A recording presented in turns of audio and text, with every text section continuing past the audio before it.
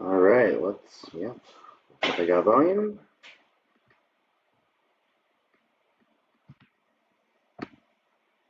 Everything's on. Just unable to work from software to YouTube, I guess. But I can still stream. All right, well.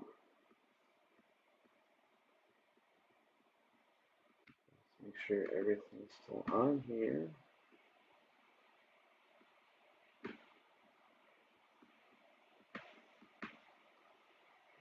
cannot remember which one I want to start out with.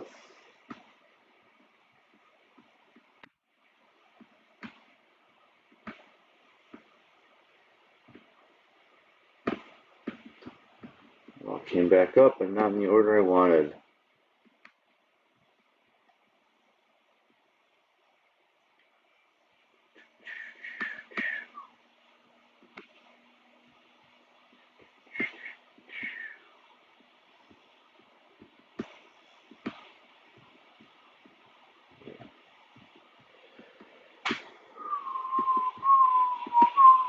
All right. I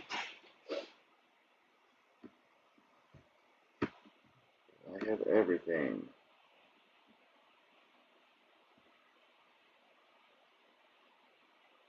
Okay, well.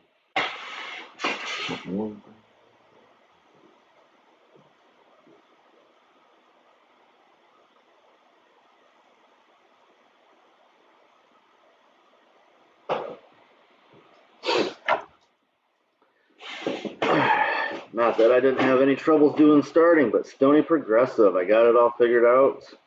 We're going to stream on the new one and hope anybody that might have had the dozen of social media clips I tried to drop today see the new comment with the new video, or they just see my page and see this new one. So I will start out slow and hope we get it a normal night, like 4 or 5 people watching at peak. So what's up, Jeff? It came up and it's working. But I want to start out Stoney Progressive. With my day off, I started out my day with some White House press briefings, and that was just so exciting. I think we all have to enjoy it. Let's start out with Jen today. Of course, the best part of Jen is her this kind of bluntness. She's not hilarious, but she's pretty great. And I think today, my first day actually watching live stream, this was my favorite clip. But what the point he was making is that as recently as 2020, as we know, the former president was trying to work with local officials to overturn the vote count and not have ballots counted. And we have to be very eyes wide open about that and clear-eyed that that is the intention potentially of him Blaze went and up and certainly catch of some news members of his clips. party. I got one more on the same subject. Because yesterday, obviously, voting rights hit a wall in Congress right now without the votes for the filibuster rules to be changed.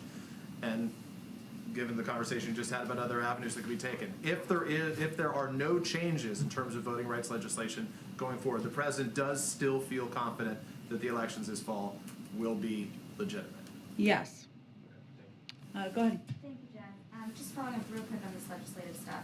Yesterday, the president blamed Republicans for blocking his agenda, called them obstructionists, but he admitted that he hadn't reached out to any on the issue of voting rights. So now, given where things stand with these two bills, will he be reaching out to any Republicans, seeing that this bipartisan effort on the Electoral Count Act might end up being the only game in town on that? Well, we don't accept that, but I will also say that there has been discussions between Democrats and Republicans for months now about voting rights legislation. They have been invited multiple times. I don't actually care about this. It's more the setup. The end of that guy's question was pretty nice. Nice little just a rump push away from. I've seen clips from her, but watching her live she's fun.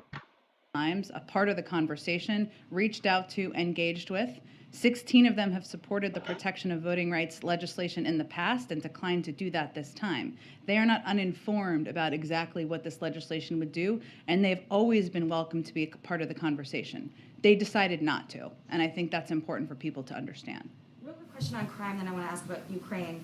Ahead of the president's meeting with the mayor's conference tomorrow, some of the biggest headlines this week have been the New York City woman being pushed to her death in a subway, the woman in LA being murdered allegedly by a career criminal.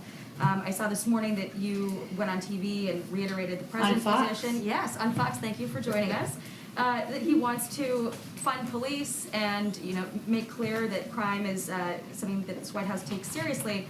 But you guys have not weighed in on the actions from these prosecutors. So why hasn't the administration weighed in on some of these new policies from DAs who are downgrading certain crimes or refusing to prosecute certain crimes, given that it could undermine some of these broader efforts that your White House is making to show that it takes crime seriously? Well, one, there is a law enforcement component and a justice component of the federal government, right? The president has been crystal clear, I think, and almost every time he's spoken about this, that he believes that more needs to be done by local leaders. We're going to support funding to ensure they have that, whether it's local cops programs or other programs to support surge response teams, as we're seeing different kinds of crime in different parts. It's a long-winded roundabout. Parts of the country, and that will continue to be what he advocates for. But I wouldn't expect he's going to comment on or engage in every local law enforcement action. Moving on to Ukraine, bipartisan members of Congress from several different committees this week have been told in briefings that U.S. officials believe Russia is likely to invade Ukraine, despite this continuing narrative that Putin has not made up his mind.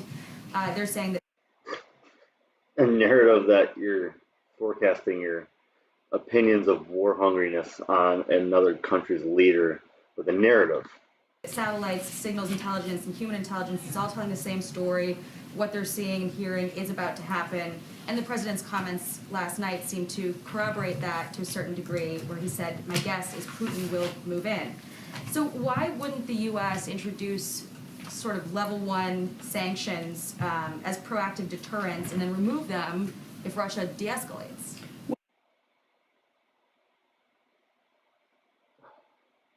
Why are we protecting Ukraine from Russia?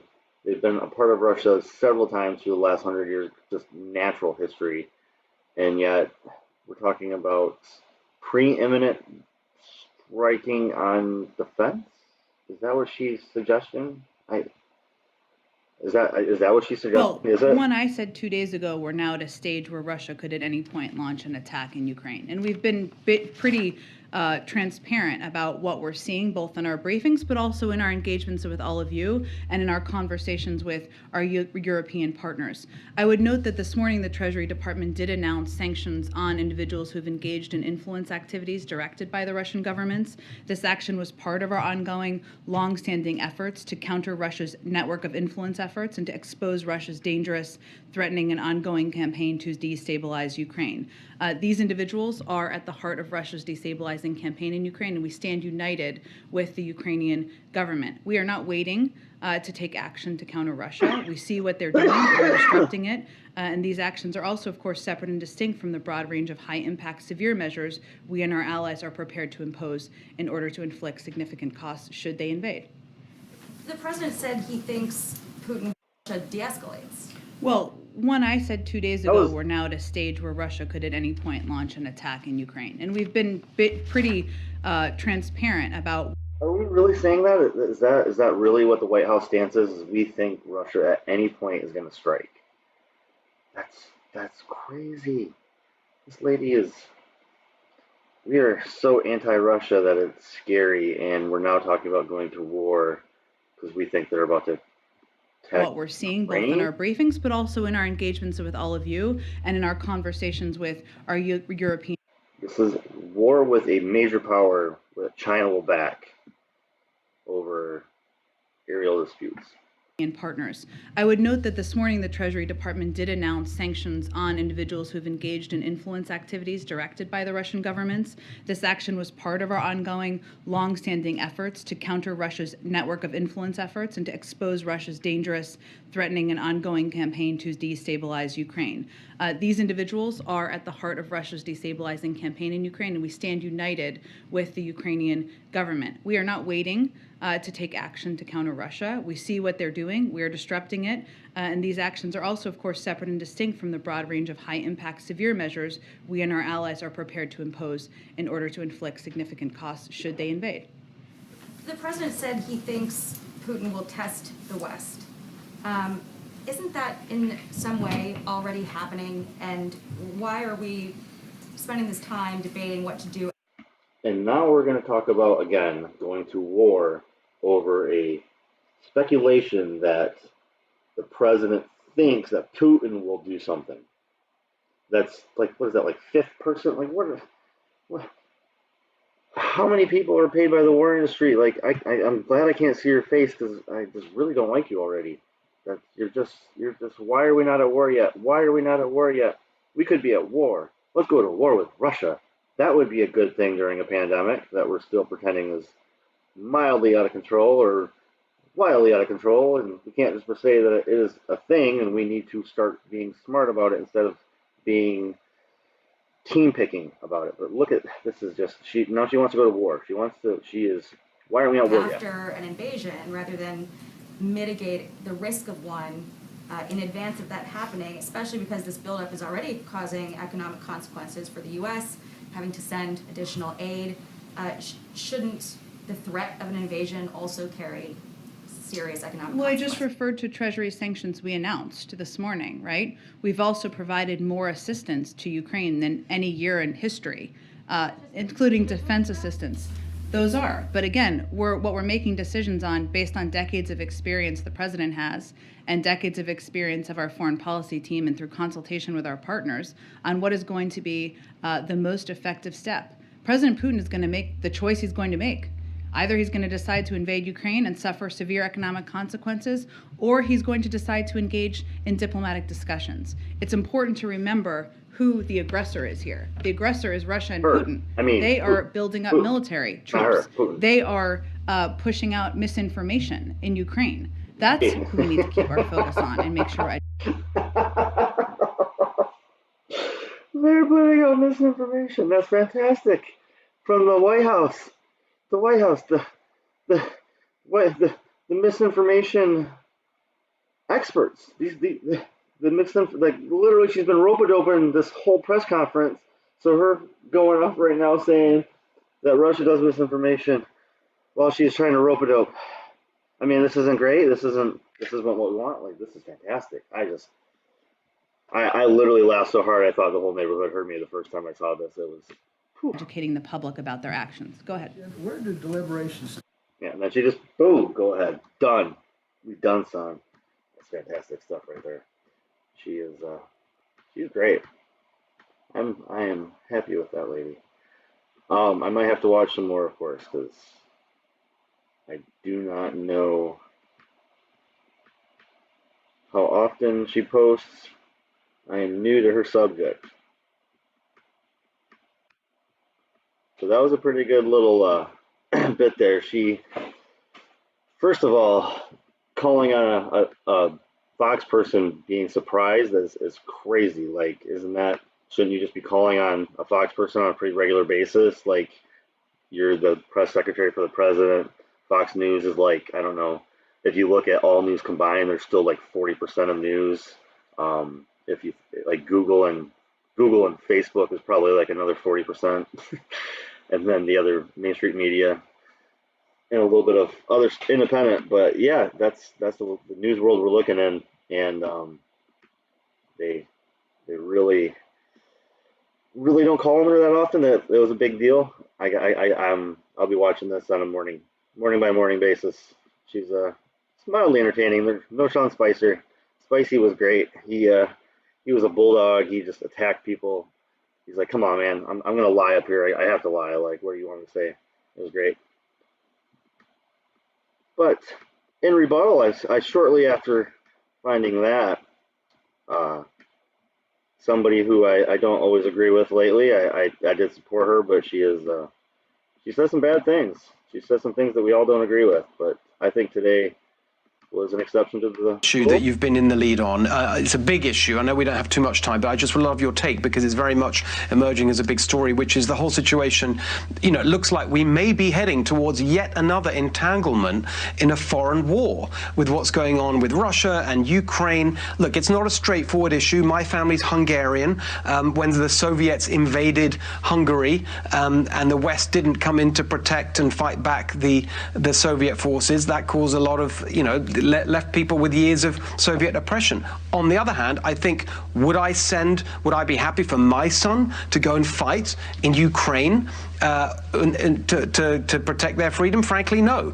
And so the question I have for you is, how do we balance this? You know, we want to deter aggression, of course, but we don't want to get sucked into these military conflicts. You've got the intelligence services out there putting out all this information, looking like they're kind of wanting to take us into war again. What do we do? Well, I think this brings us back to the last point, is our leaders should be acting in the best interest of the American people and our country. And unfortunately, in this White House, we have warmongers and people like Jake Sullivan and Tony Blinken, who were had a very strong hand in being the architects of regime change wars in Iraq, in Libya, in Syria. And they're the ones who are influencing the decisions that are being made by this White House. They are stoking tensions. They are escalating the situation that can only lead us down a more dangerous path that directly undermines the interest of the American people in our country. Let's be real about what we're dealing with here, Steve. We're talking about the United States and Russia, two great nuclear armed powers in the world. There is only one place that conflict ends. And then we can't have a fake bully fighting power. I mean, our military is like 5 times their size. It's ridiculous. And the Russia has been a fake war. Like, we need an opposing strike force since Napoleon. I mean, where does this end? It just means that we're going to have to pretend somebody else is our enemy, but we can't have Russia, Russia and the China connection isn't going to ever come up because we can't even consider that, even though China's another bully in the rough there. He's going to attack us. They're not going to actually attack us because they make everything for us, and capitalism rules all. Ends in destruction of this world and life as we know it. Don't be naive. Don't be shy about pointing out exactly what is at stake. And that's what the American people need to know. And that's what people in the White House and leaders in Congress from both sides of the aisle refuse to tell them the truth about. Very, very well said. We've got to kind of calm it all down. It goes back to what we were saying earlier. He talks about lowering the temperature, Biden. On this as well, he's raising it. Tulsi, thank you so much for being with us tonight. Yeah. Don't have to agree with everybody all the time. You can definitely disagree and actually be quite frustrated with people. And politicians aren't necessarily great people. You don't get into it for all those reasons usually, but you have to agree with her on that. I would say take a journey down, of course, sticking with that, Red Indie Media. There are many good websites again down here. Mint Press News is always hitting something good, and Israel has been escalating things again. Very important here. But sticking with the topic, making a case of going to war with Ukraine. That's really what's on the plate again. It's where we're at. That's what we're looking at. And this is what's progressing currently in our world. We're thinking about going to war with Russia in the Middle East, and now again in Ukraine. We're poking any stokes that'll sit with the American people and they'll allow us to perpetuate war, and with the two countries that make the most weapons. So it does kind of make sense that we need to kind of get rid of some of those weapons so we can boost our tax dollars into the military funds, which make people like Putin, people like so many politicians who make money off of I mean, the Halliburton, Raytheon, and Boeing, General Dynamics bubble in America and France and England is pretty powerful. Those weapon companies don't sell trillions, making billions for their company, and themselves making hundreds of millions, usually 30 to 50 million dollars on paper. So that you can say somebody like that's probably making 100 million a year on those contracts, and you got a dozen people doing that. That's what this is all about right here. It's not about protecting Ukraine. It's not about protecting anybody. We let countries fail and fall all the time. It's usually about oil, money, or just outright constant war. So thank you for Rad Any Media for having an article. Pull right into it. And as always, they have great stuff on here. I give them a shout every day, and I will on my live stream every night. Probably cut most of this out for clips, but speaking of clips, segue. AOC was in Florida and got COVID, so I wanted to do something on her. I've had a few failed streams when I tried. Let's see if tonight's fails on me. I've had a hard time getting the proper connection, so I had